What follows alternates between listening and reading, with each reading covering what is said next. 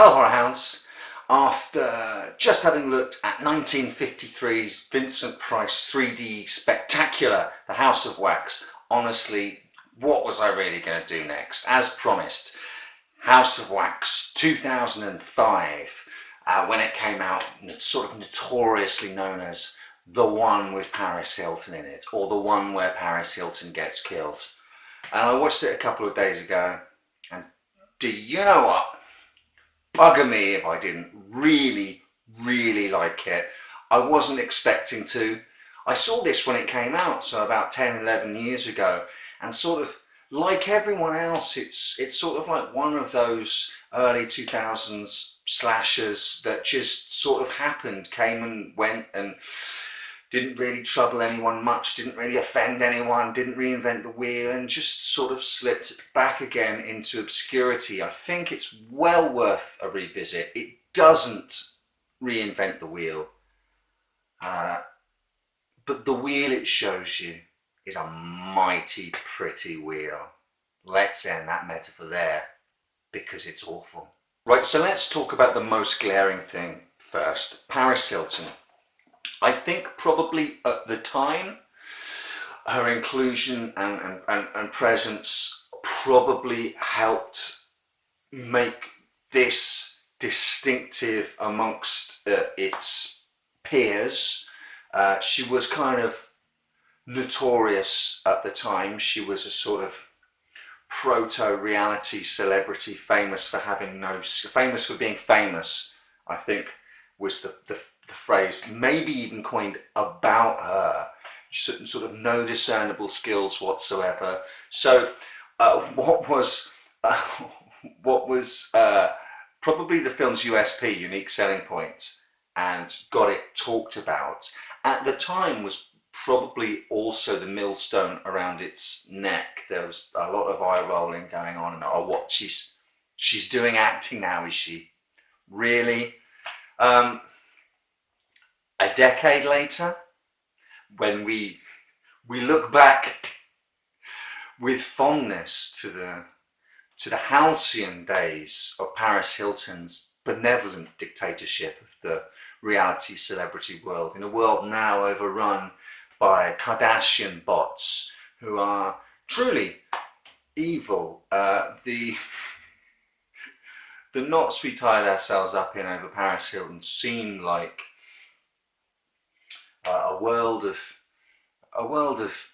hay to be skipped through merrily, hand in hand. She's, in hindsight, compared to what we've got now, and some of the awful, genuinely awful reality celebrities we've got now, I think we can look more kindly. History will probably look slightly more kindly on Paris Hilton, and she's solid in this. Do you know what? I was geared up to slate this compared to the Vincent Price movie.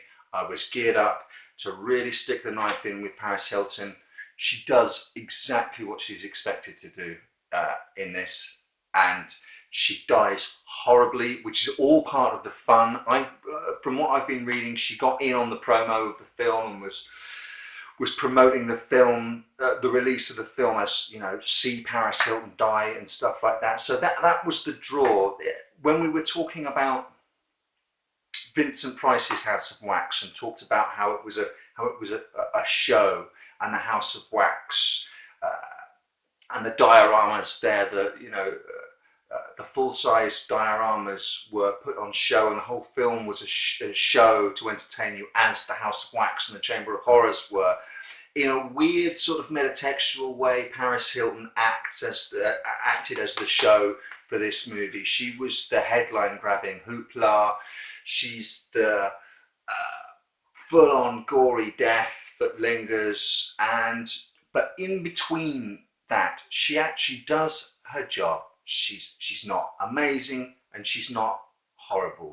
And do you know what? I'm not going to slag her off. She does it, and she helped sell the movie at the time. And it's kind of curious to look back on her now and just think, at least you're not a Kardashian. Okay, that's enough reality talk. it runs, if memory serves, about an hour and 48 minutes, and it gets a little flabby. 20 minutes could come off this, and this would be, I think, it would be better remembered. A little compact sports car of a horror movie, rather than the one we've got, which has a little flab uh, on its bones, which could have done with a trim. The writing duo, by the way, Chad Hayes and Carey Hayes, have gone on to write The Conjuring and Conjuring 2. So it's interesting to go back and see one of their earlier horror efforts.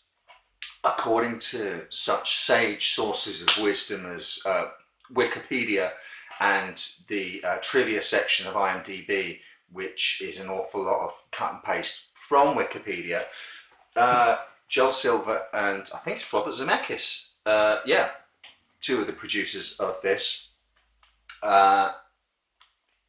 were thinking of calling this House of Wax, and then all of a sudden there was a bit of a concern that that they didn't have the rights to use it. So promo material apparently was made calling this movie Wax House Baby, Wax House, Baby, which sounds much more grindhousey than this movie. It got sorted out. It actually turned out that, hang on a minute, this is a Warner Brothers movie. Warner Brothers did House of Wax. We can use House of Wax. It's fine.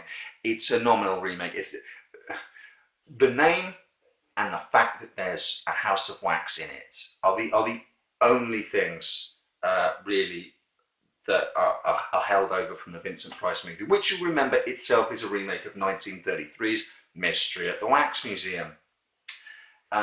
This creature it has some visual similarities to the sort of Platinum Dunes-y remakes of the time. It's got that same patina on it. There's the same sort of colour scheme, if you know what I mean. The sort of when I think about Platinum Dunes, all of their films seem to have a colour scheme. The Texas Chainsaw movies seem to be ochres and teal and oranges. For some reason, I always think of the Friday the 13th movie as blue, slightly blue, and the Nightmare one is sort of slightly blue as well. This is kind of greenish, so it kind of that sort of colour correction, post-production in the computer, sort of colour coding or colour grading or whatever the fuck it's called. This is that, but it's not as corporate as a lot of the Platinum Dunes remakes tend to feel to me. They seem to, a lot of the Platinum Dunes stuff seem to be very spreadsheet driven, if you know what I mean. Tick, tick, tick, tick. Our graphs tell us this. I guess with Joel Silver and Robert Zemeckis on board, you've got a couple of real lovers of cinema behind the project. And plus, let's be honest, it's not as if in 2005 the kids were going crazy about that Vincent Price movie with the bat and ball guy that paddled the ball into your faces. So it's not even really a remake. What you do have here is a really effective slasher movie. Characters do unexpected things all the way to the end. Because it had been about a decade since I'd seen it, myself and my other half thought we were going to be able to call what was going to happen, and it, on occasion it surprises you. The characters in this are, I'd say, pitched sort of early 20s rather than your typical slasher teenagers, and I can't really fault many of the decisions they make. Some of them are questionable, but the victim's activities always have to be slightly questionable in these movies, I think, although someone will write the perfect slasher movie where everyone does exactly the right thing. No, I mean, someone will do that. It happened in Black Christmas, and it's already happened in Halloween as well. So I'm talking nonsense there. What you do have in this, which I think is interesting, I've not seen the 30s movie, Mystery at the Wax Museum yet, but then in the 1953 Vincent Price movie, a House of Wax and a Waxworks Chamber of Horrors were a very viable business concern. It made sense to have one, and it made sense that people were going to come to it. A few decades later, in Waxworks, which we will do in our season of Wax, as no one's calling it, um, it wasn't exactly a thing, but I think it was a viable curiosity. A House of Wax, a Waxworks museum, appears in this suburb, and I buy that the kids would go to see it. By the time 2005 rolls around, even that as a curious draw, I think its time had gone. So the House of Wax in this, and indeed the the the town of Ambrose. I'm treading on spoiler eggshells here. The whole town is designed immaculately. There's what's it called? What's the architecture? I say my brain. It has gone to sleep on me. Zut alors. Qu'est-ce que c'est le mot pour deco? Art deco. So everything's designed with an Art Deco feel. The town is sort of a ghost town. It's not on the maps anymore. Everything's gone to seed, which I think is nicely reflective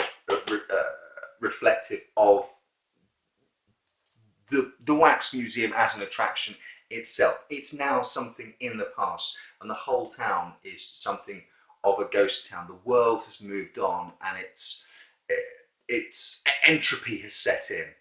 Would be a good way to say that. So when we go around the Wax Museum itself, the intention for this really was never going to be for people to come and see it as an attraction. So I think it's nice to see the changing roles of the Wax Museum in these films as the decades pass on, and that's about as intellectual an observation as you're going to get in this video. So if you're after any more insights, put that kettle on instead. Okay, so this is certificated 15, which I'm surprised about because it's fairly full-blooded. I mean, there are a couple of off-screen kills, and there are a couple of things that are hinted at, but this is a film that it goes places. There are pointy stabbings, and there are snippy cuttings, and there are impalings, and all sorts of things going on in this that I really dug. I think the practical effects stuff works. There's a little CGI stuff at the end which kind of doesn't work, but this all builds up to the final act, which is really should have been the selling point of the movie, because it's glorious to watch, and you won't see it in any other sort of film of this ilk. That the House of Wax of the title, the Wax Museum, is itself entirely made of wax. So the final showdown takes place. There's a fire in the workshop in the basement, and the House of Wax is literally melting around our protagonists and antagonists as they sort of slug it out to see who will survive. And barring a little bit of shonky CGI work at the end, the flabby sort of 20 minutes that I talked about, I really started to perk up in the final act, in the denouement of the film. The excitement started ramping up again, and if we'd have got there a little bit sooner, this would have been a really sleek sort of panther of a movie with the good kills, with the characters that I actually got on with, and you learn about as the movie goes on. They start off seeming a little like caricatures, and they kind of are. It's part of the shorthand of these slasher movies that these characters, to a certain extent, have to be slight thumbnail sketches because you're introducing a group of people. But you get to know shades of not necessarily all of them, but most of them as the film goes on, and so it sort of matters when they're bumped off, and how they're bumped off really works for me. And building up to a fantastic showdown in a melting Wax Museum actually made of wax really sort of tipped this over the edge, I'll be honest. I don't know why this isn't as well remembered as it should be. If you haven't seen it for a while, I think you'll have fun with this. If you like slasher movies, this, like Cherry Falls that I was talking about a little while ago, don't deserve to be relegated to the also-ran section of the slasher genre. I think they're deserving of your attention now, and I hope you'll be as surprised as I was rewatching it at how blooming enjoyable it actually is. So later on in this month of wax, as no one is calling it, we will look at Waxwork. I've got Waxwork 2 winging its way from America to me, and an Italian remake of House of Wax called The Wax Mask, based on a story idea by Dario Argento with a script written by Lucio Fulci. I've never heard of it before, so I'm expecting it to be awful. But I hope you continue to enjoy and stay with me for this month of wax.